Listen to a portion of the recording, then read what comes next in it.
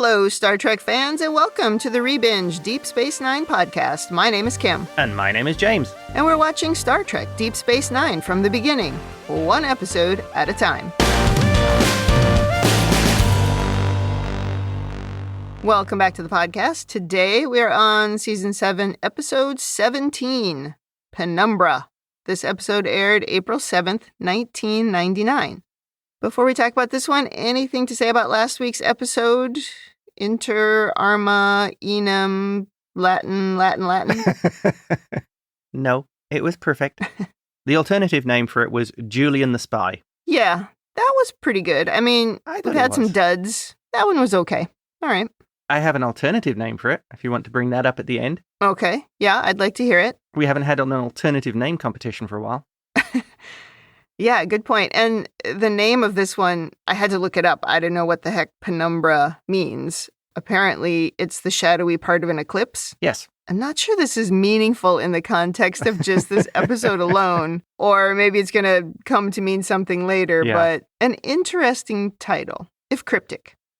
Well, I have the notes this week. Yes, it's back to you. And we're trying to get this in before the hurricane hits. Yeah, and we're recording this in the run-up to Hurricane Hillary. So hopefully everybody will be okay afterwards. Yeah, we've battened down whatever hatches we have. Yeah. And we're hoping to get this done before anything starts. So off we go.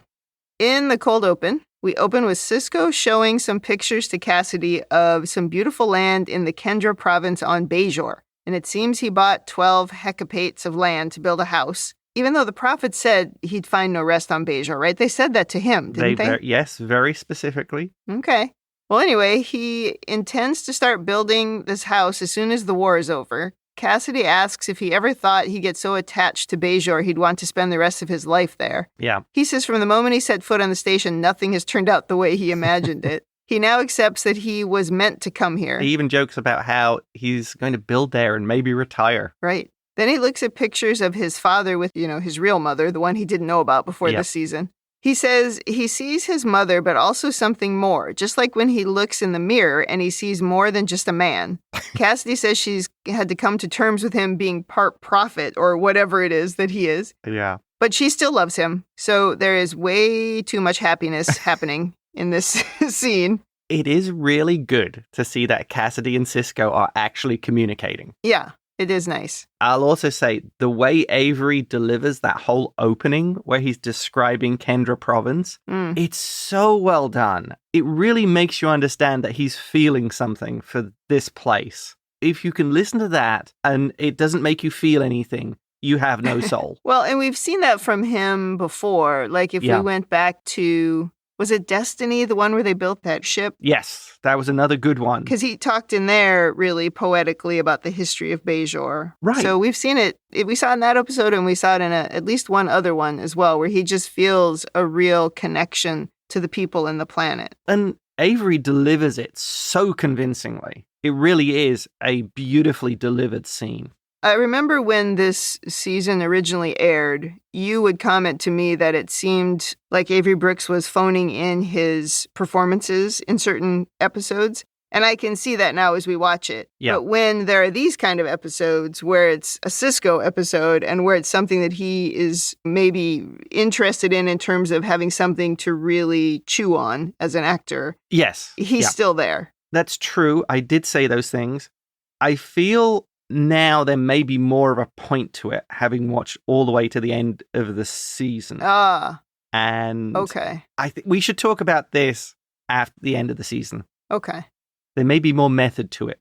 The thing that I notice in this season is not so much about Sisko, but more about how they're really oversaturating it with Ezri. There's just too many Ezri episodes. Yeah. It's like everybody else has sort of gone back into the woodwork, which is... It's strange because we spent 6 seasons building up all these characters, and now they're all just sort of side characters to the new one, which is peculiar. I wonder if that's part of the reason why Ezri, as a character, some people don't like her. Oh, maybe. I wonder why that happened. Money? Did they have to pay her less? I mean, I don't know. I would think at this point, no, they would have had their contracts fixed by now. True. Also, before we move out of the scene entirely, we don't discuss how he bought the land when he has no money. I don't understand that. We just sort of gloss over that. I bought this. That's okay. actually my first overanalysis. Oh, okay. Do you want to talk about it now? Yeah. Do you think anybody is going to charge the emissary if he says, I really like this land? Yeah. I think the Bajorans would be like, the emissary of the prophets is wanting to buy my land. How can I ask for money for it? Although Sisko's a pretty moral guy, I don't think he would let them do that. Yeah, that was what I was going to say. I don't think he would just take it. Yeah. But we don't cover that. But I could see it being really tricky for him personally. Yeah. If, you have ethics and morals, because I expect that probably most Bajorans, if they're religious, would be like, this is an honor that the emissary would want this land that I have. And I assume Sisko, because he's a good guy, would go, no, you're not giving it to me. I would have to pay you for it. Maybe he had Nog negotiate it, and it was a series of trades. And that's how he ended up with the land. Yeah. I hope that's what happened. They cut out the scene where O'Brien is saying, why do we have a cargo bay full of stem bolts? Oh, no. I hope that's what happened. Well, in the Replomat now, Ezri is talking to Julian and Miles about Captain Baudet, unbelievably, the most talked about individuals that we've ever not seen. The guy with the transparent skull, of course, because we're reminded every time. Kira interrupts the silly banter to say that they just got word that the Klingon ship Worf was commanding was ambushed by a Dominion patrol near the Badlands. The Rataran recovered 6 escape pods, but none of them contained Worf. Dang. And we cue the theme song. Worf's always getting into trouble. He always needs rescuing, that Klingon. I can't leave this opening without bringing up how much I really liked it. And how much something I realized that maybe this is part of the reason why I like Deep Space Nine so much. Sisko here talks about how this wasn't part of his master plan. It was supposed to be temporary, and I think this really aligns with my own experiences with me living in the States. I wasn't planning on being here as long as I was at this point, and I wasn't planning on falling in love and wanting to stay and moving to San Diego, which granted isn't as green as Kendra Province, but it's still home. So I think there was an odd parallel between myself and Sisko here, which I could really relate to. Interesting. Although, can you compare... Oh, I'm not an emissary. Deep Space Nine to North Dakota? Maybe. Well, I don't know. There's as many trees. That's true. It's not quite Bajor. No. I mean the overall experience. Yeah, I understand.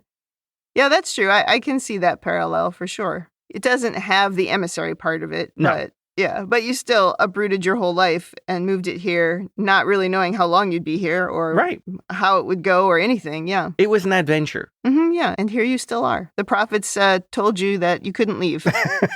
They said you'll find no rest in the United Kingdom. Yeah, It'll only be in California. That's exactly what happened. Oh, those dang prophets. Yeah. Now Ezri is hanging out in Quark's, worried about Worf and whether he made it out in an escape pod.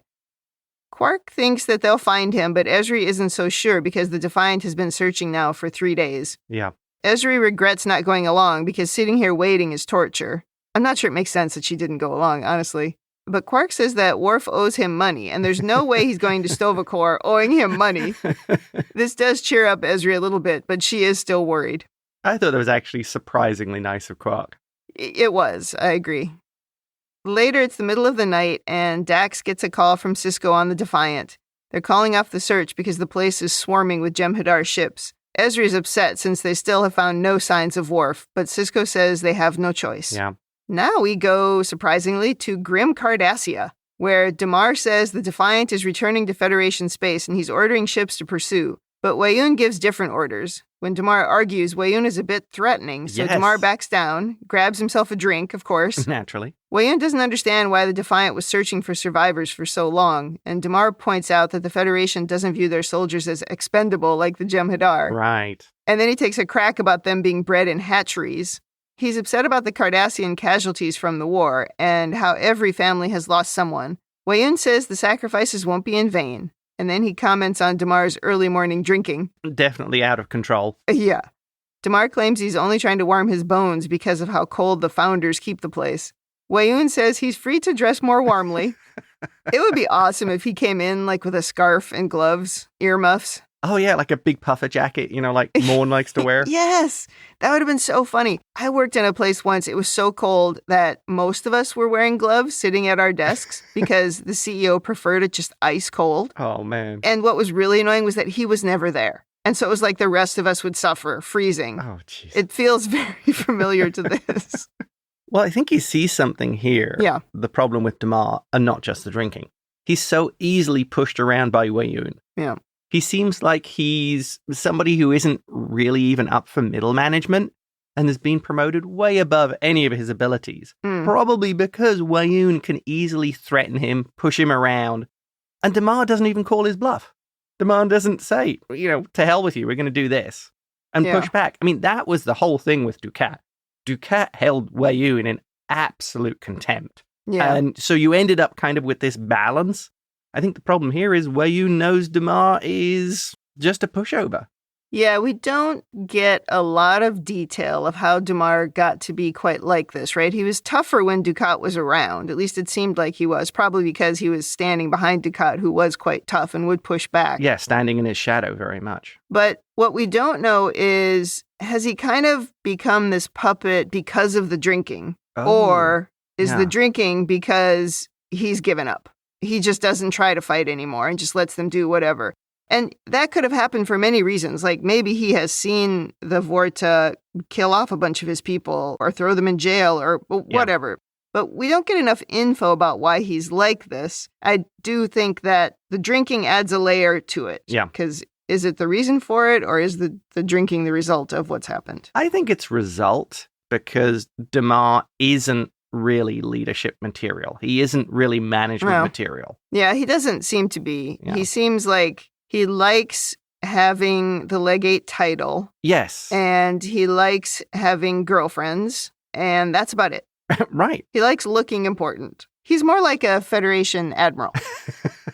Or a Starfleet admiral. I'm not very good at this job, but I got a great uniform. And all the drink I need. How many broads do I get? Oh my God. One of the funniest Simpsons lines. Okay. That's more like what he's like. He's like the mayor on The Simpsons. Right. Great take. That's funny. Well, then Damar wonders what the founder is doing hiding out in her quarters all day. He says she didn't look well the last time he saw her. Weyoun says a god can't be ill, which of course makes Damar say, well, maybe she's not a god. Weyoun says it's irrelevant whether or not Damar thinks the founders are gods. All they require from him is obedience. Yeah. Yikes. Well, that's the Dominion for you. Mm-hmm. Then Weyoun tells Damar that the founder wants a subspace comlink installed in her quarters with a secure channel, separately encoded and isolated from the main communication array. Damar asks why she needs so much secrecy, but Weyoun says it doesn't concern you. And then when Weyoun leaves the room, Damar sarcastically says, no, of course it doesn't. I really like that part. I thought that was funny. See, that's the problem. That really showed what was going on with Damar. Yeah. I mean, Dukat would never stand for that. No. Back on the station, Ezri breaks into Worf's quarters, where she has some memories of conversations between Jadzia and Worf. Oh, that's not good. It's dangerous, yeah. She looks at their wedding picture and remembers some of the lines from the wedding ceremony. Specifically, she remembers that Jadzia swore she would stand with Worf against all who would oppose them. First, she hears Jadzia say, I swear, and then she herself whispers, I swear. And you know where we're going right from here. I have an over-analysis point on this. We will talk about it later, because I think it builds through the episode. All right. When the Defiant returns to the station, Kira meets Sisko at the airlock to let him know that Ezri has taken a runabout and left. They assume she's gone to look for Worf, and Bashir asks, what can she be thinking? And Sisko says she's a Dax. Sometimes they don't think, they just do. I did rather like that. Me too. Very accurate. I think we've known that since the episode Meridian. Well, really, we've known it since Blood Oath. Oh. I would see more of a connection to Blood Oath than this because she was living up to an oath of a previous host, which is similar to this. Really, I saw that more as an honor thing. It was such an important thing to her because of what it meant to Curzon. And that feeling to fulfill the oath and the honor of the Klingons coming through. Well, I thought that was much more determined. I guess maybe you're right. Dax does feel she needs to do this. And the same was true of... For something sworn of by a previous host. Okay, I'll agree with that. And on top of it, she's all mixed up with the emotions because she's not good yet at regulating them across the hosts. Right. That is one of the characteristics of Ezri, definitely. I took myself into that, yes. Good. Meanwhile, on the runabout, Ezri is trying to talk herself out of being space sick. When Sisko calls, Ezri tries to pretend like there's interference on the comms by just going shh, which is hilarious. I honestly, every time I watch that, I just laugh. It's very funny. It's the worst faking interference ever in the history of Star Trek. Yeah, I mean, it seems like you could have just not answered and just said, oh, I never got your call. I don't know what happened. It's the kind of thing Boimler would do. It is. It totally is. Sisko orders her to get back to the station, but Ezri just says, don't worry, I'll find him, and hangs up. I loved it when Sisko says, cut it out, old man, I'm not buying it. Yeah, well, it was ridiculous. Sisko then stops Kira from sending the Defiant after Ezri. He says, let her go, and send her a copy of the Defiant sensor logs so she doesn't search the same areas that we already searched. Good plan. When Odo asks why he's letting her go, Sisko says because she needs to, and she'll never forgive me if I stop her, which is true. Sisko is delivering all the great lines in this episode. Yeah, that was good. Now Ezri is studying the location of the ship that was destroyed and analyzing where an escape pod close to the bridge may have traveled. She goes into the fiery Badlands and cuts her engines against the advice of Majel Roddenberry. Yeah, she's very insistent she doesn't do that. She really doesn't want her to. She's figuring if she lets the currents from the plasma flares move the ship, she might get swept right to the same place that Worf's escape pod was taken. Which, I mean, it seems logical, but really only if everything was kind of static. Yeah. Where that's not what it looks like. But everything's moving around. Yeah. But anyway, as the ship is tossed around, she has to fight back the space sickness. Back to the station, and Sisko is building a mini version of his planned house, like he's playing with a big dollhouse. Yes. Cassidy comes out to check on him because it's the middle of the night. They talk about the design of the house, and Sisko says he doesn't want it to just be his house. He wants it to be our house. And he doesn't want people in his kitchen. No, he doesn't. And then he says, let's get married. And she agrees, and he pulls a ring out of the little house, and he puts it on her finger, and everyone is way too happy. You know, wasn't that something like how we decided to get married? When you were playing with a dollhouse in the middle of the night? That was exactly. No. I don't remember that. I like that because it wasn't a big overblown build-up to it. It wasn't something silly. It was just, let's get married, yeah. Back to the shuttle, and Ezri is groaning as the runabout bumps all over the place. She transfers all power to the shield so that the ship doesn't burn up, but just as there's a little explosion on the ship, she finds Worf's escape pod and beams him into the runabout. Yeah, before Majel Roddenberry completely freaked out. Oh yeah, she is insisting we take control of the ship back.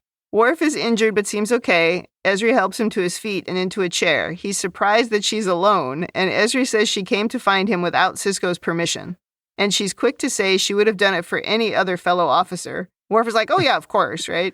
Naturally, yeah. You know, remember how Worf was patrolling the promenade looking out for Ezri? Yeah, exactly the same thing. Yeah.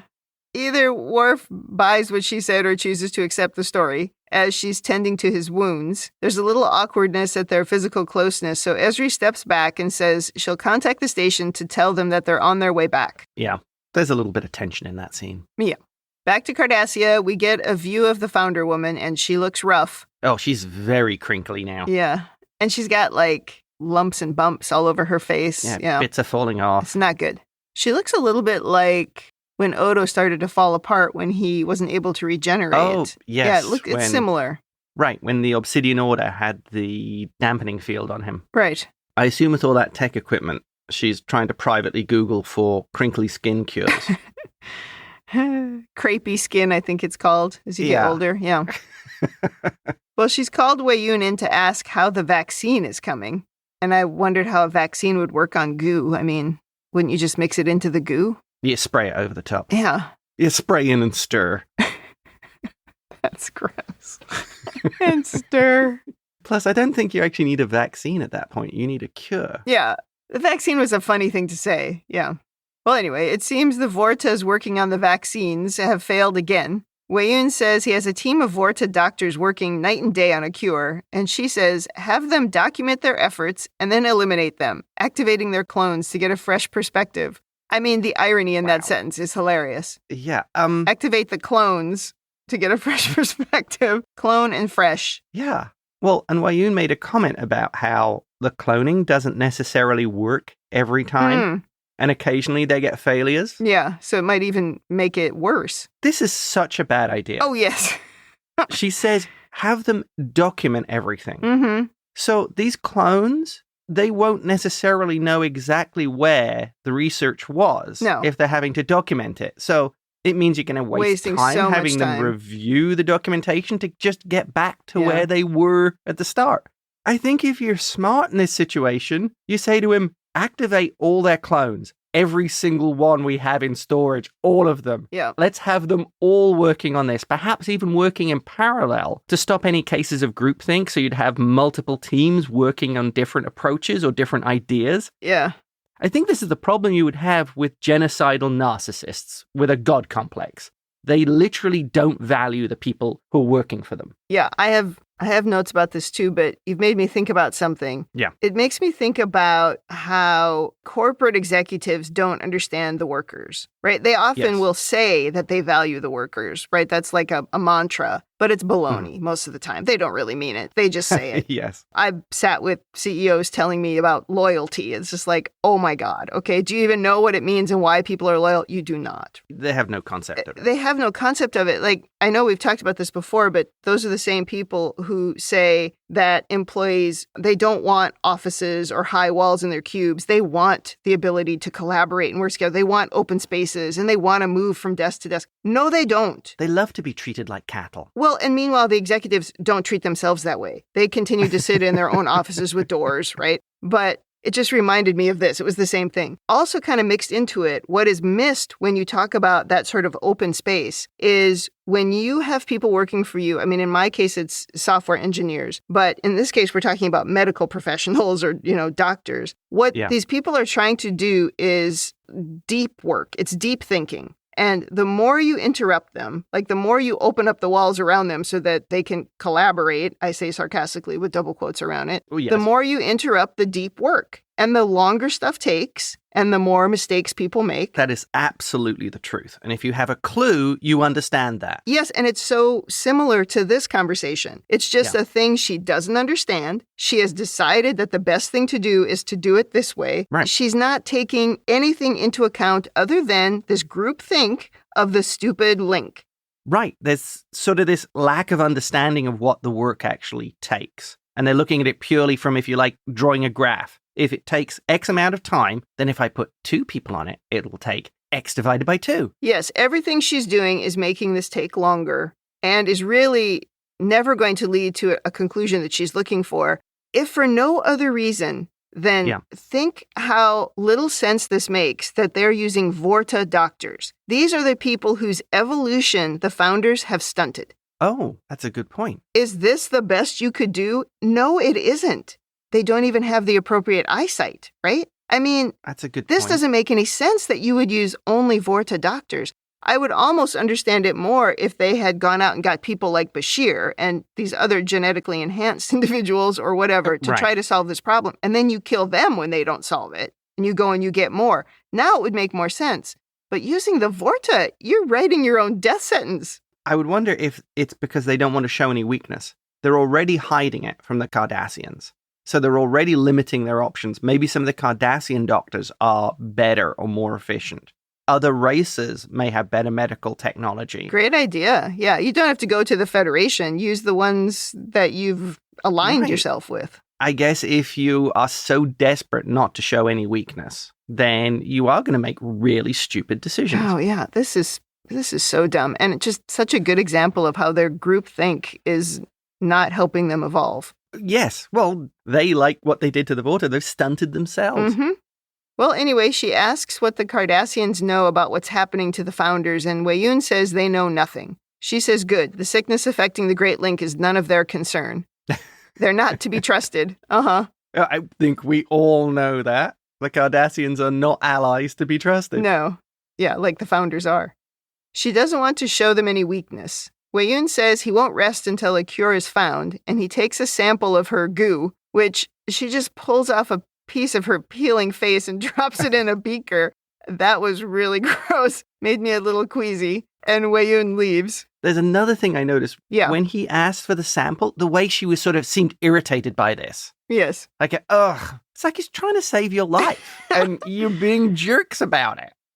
It's on brand. Oh, yeah. Okay. Yeah. Something else here, and I want your opinion. I think we saw more of that amazing Combs acting here. The whole time Weyoun is in this scene, he's in absolute deference to his founder, exactly as we've seen before. Yeah. But does that look on his face look like he's kind of in horror or disgust? He seems to have this look that's different, like he's horrified by the appearance of this founder, of this god that he just told Damar they don't get ill. I hadn't picked up on that. I do have a note in my overanalysis about how this Weyoun does seem different than previous ones, but not because of this scene. But I suppose you could read that in multiple ways. He might just be trying to show concern, or he might just be concerned because he doesn't want anything to happen to these gods because that would question everything he believes. He'd have to go and hang out with Odo. But I don't know. I'm not sure. I guess I didn't notice that. Back to the station, and Jake is taking credit for introducing his dad to Cassidy, which he did. He deserves it. He does. Sisko asks Jake to be his best man, and this makes Jake happy, and they hug, and it's all very cute. And Jake laughs that he now gets to plan the bachelor party. Klingon bachelor party. Oh, do it, Jake. Do it. I know. I wrote that down, too. It's like, I really hope he talks to Martog and they have a Klingon one. That would be awesome. Or awesome. at the very least, they tell Miles and Julian that that's what they're doing. That would be so funny. Oh. Back on the runabout, Worf is doing everything he can to avoid talking to Ezri. I call it the shuttle of awkwardness. Yeah, right. She keeps talking, asking what it was like being in the escape pod for so long. First he says he just sat quietly, but then he admits he was singing Klingon opera to pass the time. Yeah. Because the acoustics in the pod were favorable. She says she remembers when Worf played the opera for Jadzia, but Worf would prefer that they don't discuss Jadzia. And then she asks about Alexander, and even that is an awkward conversation as she says something about on our wedding night, as she continues to get mixed up about her own memories and Jadzia's memories. Oh, Ezri. I noticed Worf continues to be the best dad ever. He made it totally sound like Alexander didn't deserve the promotion. Right. He's like, he was the last one left or something. Ay, Worf. Well, then they bicker about how he continues to avoid her even though he asked her to stay on the station, something he says he's now starting to regret. So she says if it wasn't for me, you'd still be in that escape pod. But before the argument can get any more heated, Jem'Hadar's ships approach. Worf quickly makes a plan to head into the nearby Gorala system and try to lose them in the atmosphere because the Jem'Hadar ships are not designed for suborbital flight. They take a lot of damage before getting into the atmosphere, and they're forced to beam out of the runabout before it crashes. They each grab a bag and some weapons and beam away. Once they reach the planet, they watch the runabout explode in the sky. Worf tells Ezri to set up a comlink and try to contact the station, but it seems nobody grabbed a comm unit, so they have no way of contacting anyone. Oops. I mean, they had those little bags ready to go. Those little bags ought to contain whatever they would need to make contact. Yeah, in an emergency, you shouldn't have to remember to take specific things. Yeah, exactly. Back at the station, in the Replimat, Sisko proposes Admiral Stuffed Shirt perform their wedding ceremony. Bashir might not like that, by the way. Yeah, wasn't Sloane available? Oh, Lord. They agree a small wedding is what they both want, and Sisko wants Quark to cater. I mean, I agree a small wedding is a good call, but don't get married on the station. Jeez, do it somewhere nice. How about that nice planet of Bajor that's just below them? Yeah, why would you do it in the wardroom? That was their plan. It's like when you have your company Christmas party in the conference room. That's no good. I think maybe Sisko was deferring to Cassidy here because she didn't seem to want a fuss. So maybe that's why they were suggesting that. Yeah, maybe. A young Bajoran girl comes up to congratulate them on their wedding, saying everybody's talking about it, which is funny. She asks to be one of Cassidy's dais bearers for the bridal procession. And Cassidy is like, what? And the girl says, I know you can only choose 51 girls, but it would be an honor. Oh. She says, people are all saying it'll be the biggest wedding Bajor has ever seen. And then Sisko notices a whispering crowd has gathered around them. Yes, there's a whole slew of Bajorans all sort of smiling and watching. And I love it when he says, I think this is going to be a little more complicated than we thought. Yeah. It's the marriage of the emissary. Really, Ben? Did you not think this one through? No, he really didn't. Back to Cardassia, and Damar is hanging out with a new woman and complaining about Weyoun. Actually, I don't know if this is a new woman or the same woman from before. She has no lines, so it's impossible to tell. I'm pretty sure it's the same woman. Okay. Whatever happened to the two guys on the roof? I mean, every time we used to see Cardassia, there'd be the two guys on the roof watching the propaganda thing. We haven't seen them recently. Do you think they got killed in the war? Yeah, probably. Well, Dukat arrives. Great. Is still wearing his casual outfit from the cult episode. I thought that was very funny. He came straight from the cult. Yeah, apparently. Damar asks if Weyoun knows he's there, but Dukat doesn't care about the Vorta, and he says he's come to know the love of the Pa-wraiths. Damar scoffs, saying he almost believes what Dukat says, but Dukat keeps his serious face, and then he says he's come because he needs Damar's help. Of course. Why else would he come? Well, he even says that he actually believes it. So I'm going with, I think Dukat really has had visions from the Pa-wraiths. And I just think he's nuts. That's a valid take, but I think the Pa-wraiths are communicating with him. I think the Pa-wraiths are dead. No, we just expelled them from the wormhole. Well, they killed Costamogen. Right. Or Sarah did. Back on the planet with Worf and Ezri, and Worf appears with a dead animal he hunted. Ezri is annoyed that he killed a defenseless animal when they could just eat field rations, but Worf is sick of field rations, so the bickering continues. There's a lot of bickering. Under his breath, Worf says Jadzia would have understood, which really makes Ezri mad because we're not supposed to be talking about Jadzia, so they poke at each other some more. This is like an old boomer couple who never really wanted to get married in the first place. Yeah, right? Well, then she says something about some men either talk too little like Worf or talk too much like Baudet. And then Worf starts asking questions about Jadzia and Baudet, which Ezri refuses to answer, and they start yelling at each other. Worf can be very juvenile at times. Yeah. I feel it's just bad writing on Worf's part. And Ezri. I would say both sides are not well written. This is the only thing really I don't like about this episode, is I don't think they handle this very well. And then even from here, right, because it's 90s television, all this fighting leads to kissing, which is just, that's a thing they would do on soap operas in the 90s. Yeah, this is the one scene where it feels very clunky. It feels like back to season one kind of clunky. And really, there's no chemistry between these two actors at all. Maybe because they've had no scenes together, really. They've had a couple of scenes. The whole thing is awkward. All I could think of here is that Worf has been in an escape pod for 3 or 4 days, right? Ooh. He's not going to be smelling too good. Oh, yeah. This is going to be Master and Commander bad. Yeah. And Ezri seems so sensitive to the sensory input. Yeah. I can't imagine that she would be able to just ignore it. Klingons are very musky. Ugh. Well, anyway, try not to think about that. In the next scene, they're lying next to each other on the ground sleeping. And at this point, I was like, well, it seems like they have fewer items of clothing on, but they're both still fully dressed.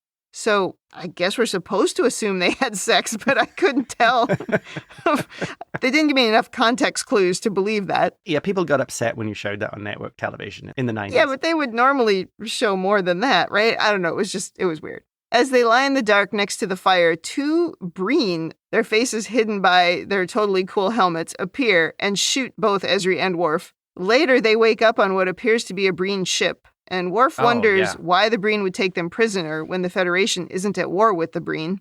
Then Worf asks Ezri, because this is a great time for this conversation. Oh, absolutely. If she regrets what happened, but she doesn't seem to regret anything. No, it's the first thing you ask when you've been kidnapped.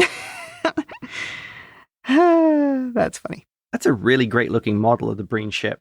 It's very cool, yeah. Is this the first time we've actually seen a Breen ship? I think so. It is, right? Yeah. At least it's the first time I remember seeing it. Right. Yeah. It's probably been in some of the video games, but I wouldn't have seen it there.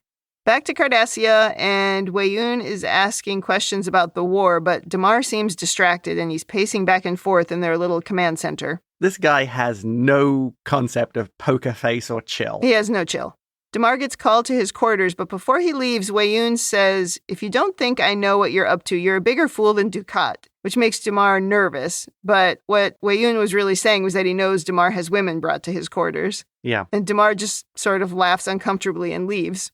And well, now, man, if you're just like learning about the show by listening to us and you haven't actually watched it, I have very, very bad news. Because now we find Dukat in Damar's quarters, and he's a Bajoran. He makes a very good-looking Bajoran. Oh my God, it's absolutely horrendous. Got his little wrinkled nose and the hair. Damar hopes that the surgeon he recommended will be able to reverse the surgery as well. And Dukat says he doesn't want to remain a Bajoran forever. But this is so grotesque. I mean, I was just horrified. It's like, this is awful. Ugh.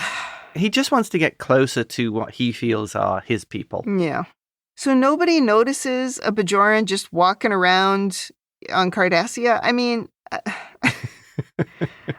I don't know. Maybe he's just beaming around. He's not really walking through the hallways, but... Now, that might be true. Back to the station, and we learn that Dax and Worf are 4 days overdue, which is making Sisko nervous. Yep. He says in a log that there's too much Dominion activity at their last known position, so there's nothing to do but wait and hope they're okay. While Sisko plays with his little dollhouse, he is thrust into a vision with his mother, the Prophet. Oh, yes. There's Sarah. Terrible news, Sisko. She says, you must accept your destiny. Your path is a difficult one, and she cannot share it with you. And Sisko says, you don't understand. I love Cassidy, and I'll be marrying her. But Sarah, the Prophet, says, that is not your destiny. Yeah, she says she cannot walk the same path. Yes. That is not your destiny. Sisko says he has the right to live his life without their interference. I don't know why you still think that. That would be a good statement had they not interfered with your life with at everything. Every stage. Yes. Your mere existence. In fact, the next thing Sarah the Prophet says is, I gave you life, and you must walk this path alone. But Sisko wants to spend the rest of his life with Cassidy, and she says, if you do, you will know nothing but sorrow. Oh, Ugh. That is like stab him in the heart already, Oh, okay? It's so terrible. Every time he just tries to have a little happiness. Yeah. And Sisko is really annoyed, and so am I at this point. And he says, let me have this. But she says, it's not for you to have. There are many tasks ahead of you. Your greatest trial is about to begin. Don't be afraid. All will be as it should be. And then he calls her mother before the vision ends. Oh, that was amazing. That was rough. Well, there's a huge part here where she says to him, you are the Sisko. You are part of me. Yeah. That, I think, is very telling. And she says, accept your fate. Wow. He doesn't want to. He's like, I just want to have a girlfriend. Yeah, I just want to have a life that doesn't involve you people. Ugh, you cryptic people. This is terrible news. It's terrible news for Cassidy, and it's terrible news for that little kid who wanted to be in the bridal party. Yeah, she was going to be part of the bridal party. Ruined her hopes and dreams. Well, the end. And to quote Atiba here, the prophets are jerks, you guys.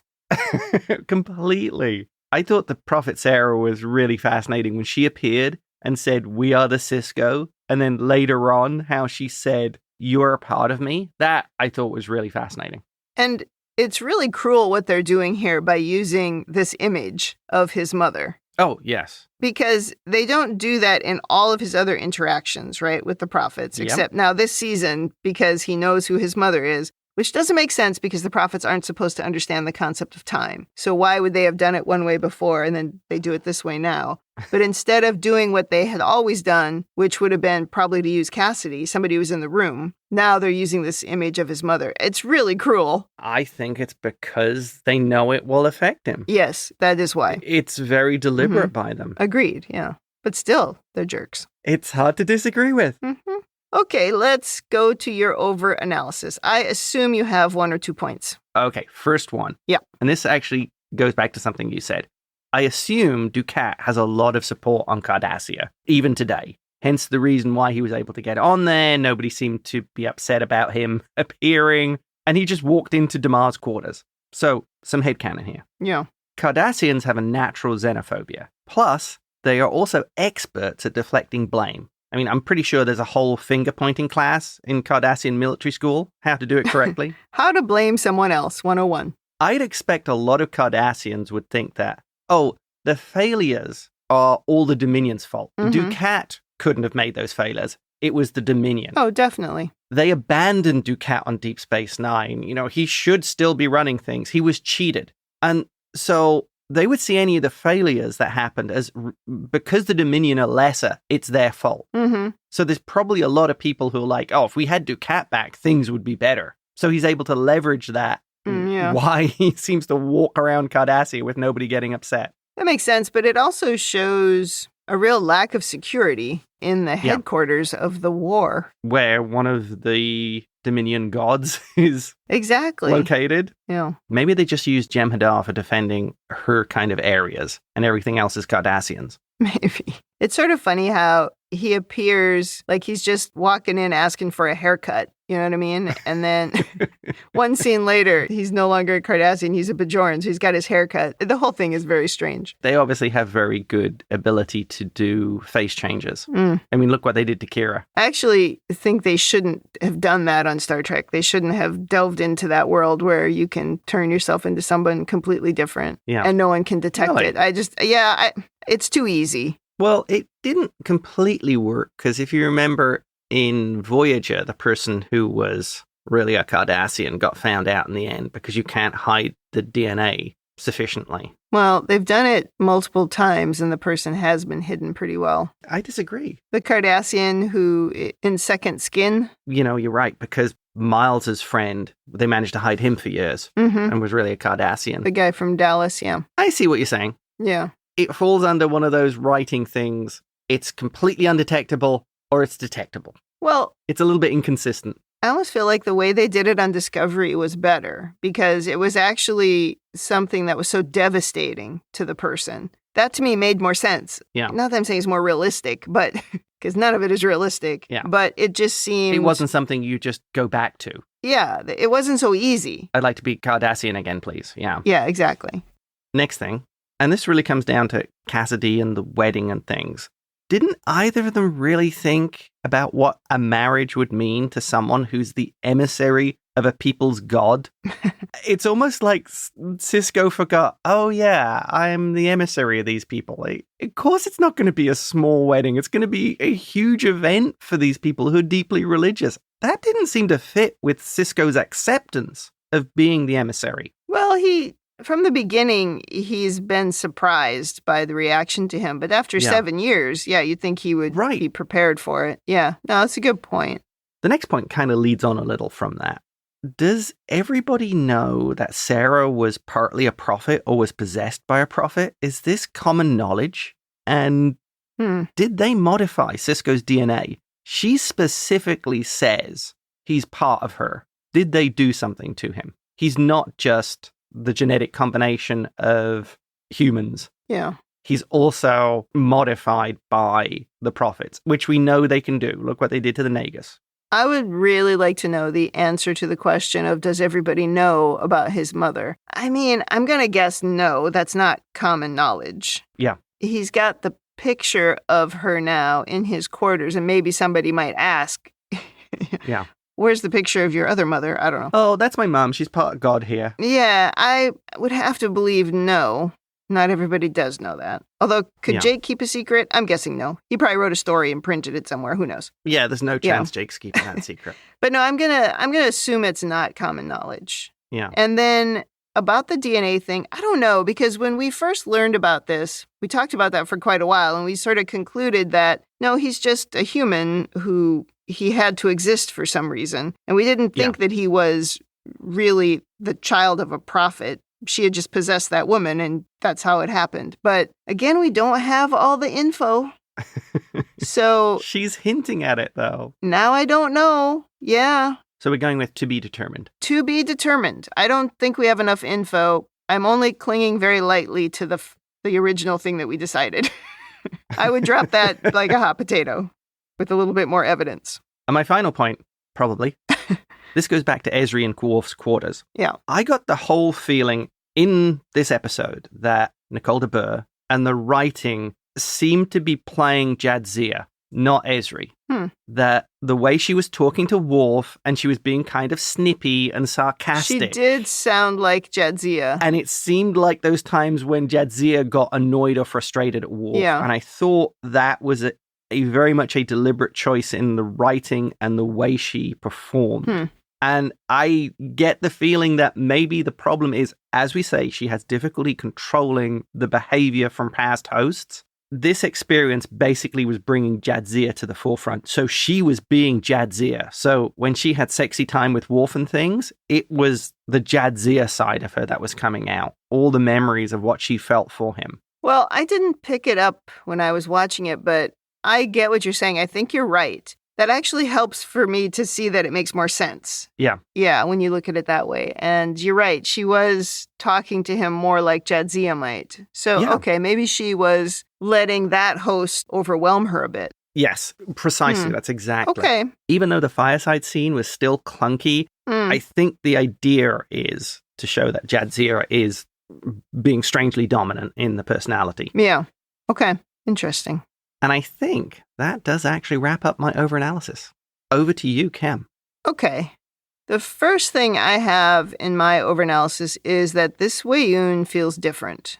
Yes, absolutely. You were noticing it in the scene with the founder, but I was noticing it more in his scenes with Damar. He seems more brutal, harsher, in the way he treats Damar and the way he speaks. Yeah. And I wonder if this evolves as they get newly cloned, right? Because he was, 5 or 6 or something. Or is it just that the longer they're in existence, maybe the more those harsh edges smooth out? In the episode where we saw the Weyoun 6 and heard about what happened to Weyoun 5, it did sound like even though they're cloned, how they behave is different. Yeah. Some are crueler, some are nicer. We had the one with Odo, who was clearly a much nicer individual. And also, I think the other thing about that clone was he had a longer-term view. He was trying to save Odo because it would save the founders as a race. Cursed with more empathy. Yes, so I think you are getting these variants between them. So it would make sense that, this Weyoun maybe would be more nasty, more cruel, more belittling to Damar. Yeah. I also wondered if this was just maybe the way that Jeffrey Combs chose to play it, to distinguish between the different clones. Well, Combs is a crazy master at playing the same character multiple times differently, which is so impressive. He just does it all over the place in this show, yeah. Right. Well, my next thing is, I find it so funny that the founders are using Vorta to cure their sickness. It doesn't seem like a good idea, does it? It makes no sense. And I'm very curious now to know, did someone do this to them? Like that crazy Romulan we met last week? Or, where did this sickness come from? And I hope that we find out. Well, I think your STD idea with Odo is... Yeah, I'm holding on to that until I know otherwise. Looking at the whole of this season, it's been way too heavy on the stories that went sort of nowhere. And way too light on the founders and the Jem'Hadar. It's just like all these, and the prophets, all these big things that they created and they've done so well have just sort of faded into the background, with a bunch of silly episodes, which is disappointing. I kind of wish they devoted, it's not that I want to see all episodes about the war. It's not that. But all these rich characters that they've created, we haven't seen hardly any evidence of them. And that's sort of disappointing. I know what you mean. It seemed to make a detour back into episodic Trek. Yeah. Rather than the arc of Trek. Yes. I wonder if that was a fight with the network. I guess that's possible. Well, I'm going to go now to women in the future. And regarding the wedding planning, I like that Cassidy and Sisko were planning a small wedding, and it seemed like they were in agreement on that. They were communicating. Yeah. It doesn't always align with the stereotype of how they show women really wanting giant weddings. So I thought that was good. However, then when the Bajoran view on the wedding ceremony came up, again, that went back to being focused on a big thing about the bride. And what I thought would have made more sense is if she had said that to Sisko, that Sisko as the emissary should be the one with the 51 kids or whatever in his party. That to me would have made a little bit more sense rather than making it about the bride. Yeah, because Sisko is the emissary of the prophets. Right. So wouldn't the focus be on him? And then the conversations about this Captain Baudet character again, it just takes me back to my season 1 complaints about how the women on this show do nothing but talk about boys. That's frustrating. It's boring, and it's just completely unrealistic that in the position that Ezri is in her particular situation, it doesn't make any sense that all she would talk about is that. It's not realistic. And as we've seen with Ezri, she'd probably be talking about patients she was counseling. Right. She'd just release all private information. Well, yeah, Bashir seems to do a similar thing with patients. They don't have medical record privacy in the future. Yeah, so, that's a thought. Her and Julian would be discussing patients. And then my last item, it's affected by what you just said. because what I was struggling with was I didn't understand why we had to put Ezri and Worf together. That we hate each other so much that we have to make out trope. It's just like a dumb 90s television thing that I don't think we need. And I never thought we needed it on any show I ever watched. But I would have much rather seen them both sort of struggling to just have a normal relationship. And I don't mean an intimate relationship, just even a friendship, while they're fighting with these memories. I can see the struggle of Ezri in this situation because she's got Jadzia's memories and it's conflicting with her own memories. I get that. But I don't buy that Worf would just be attracted to her. It doesn't make sense. I would buy that he would be uncomfortable around her because of all the knowledge she has about the relationship and about him. But I don't buy the attraction. Interesting.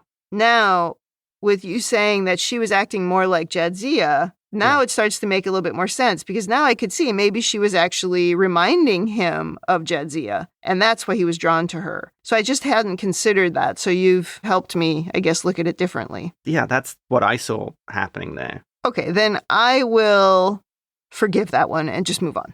Oh, thank you. No, thank you. Okay, so let's go to rating. Thumbs up, thumbs down, or neutral. What is your rating? Absolute thumbs up. Love this episode. Avery was just outstanding through the whole thing. Really enjoyable. It really works to continue the story, and it really is a penumbra. It's basically the shadow before the eclipse. You can see this as everything that's happening in here is building something up. There's so many questions. A very good start to a multi-part episode. Yeah, I give it a thumbs up. It's a good episode, finally bringing back some of our big stories. Yes. I mean, I'm never happy to see Ducat, but we do have to wrap that story up for crying out loud. But I was happy to see the founders back because they gave us that hint of the sickness a long time ago, and then we've not seen her for several episodes. We don't know anything about that. And they're very crinkly now. Yes. I was enjoying the Worf Ezri thing until the kiss, and then I was like, ugh, yawn. But while I was complaining that it needed more depth, you actually saw more depth. So I appreciate that. That's good. And, oh, gosh, those prophets are so annoying. I love them, but they are so annoying. But let's have some more of that, please. That's what I'd like to see from here on out. We got a bunch of stuff to wrap up and not that many episodes left. So we got to get to it. Very true. And it was a bold choice to not have a to be continued when it was so clearly a to be continued. Oh, yeah. But I think I heard the rest of this from here on out is just to be continued to wrap everything up. So that's good. Yeah. I really want to go watch the next episode, but I hate to watch it before we record. So I haven't done it yet. But I'm ready to go. Okay. So as soon as this finishes, you can just go straight and watch the episode. Excellent. Okay. Before we wrap up, you said you had an alternative name. What was that? Yes. I was thinking the alternative name for this one could be Bride of the Emissary. And okay. To make it actually sound better, we could do it in Latin. Oh. And have it as Sponsor Emissari. Oh, that's what it should have been. Yeah, that would have been good. Yeah. Either that or Ducat, when you don't think he can get any more disgusting. Ducat, descent into disgusting. Yes. Okay, that wraps up Season 7, Episode 17. Come back next week for Episode 18.